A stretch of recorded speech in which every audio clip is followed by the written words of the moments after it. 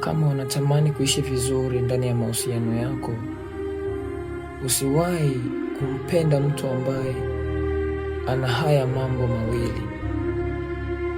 Yaani mtu ambaye hajali thamani ya uwepo wako, ya hisia zako kwake, yaani hajali chochote.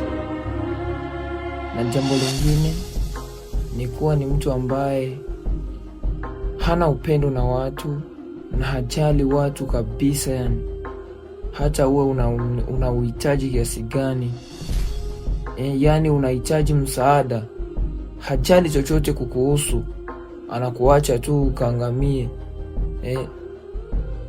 Kama una mtu ambaye anatabia kama na hizi mbili tu, basi jua utaumizwa sana ndani ya mahusiano yako.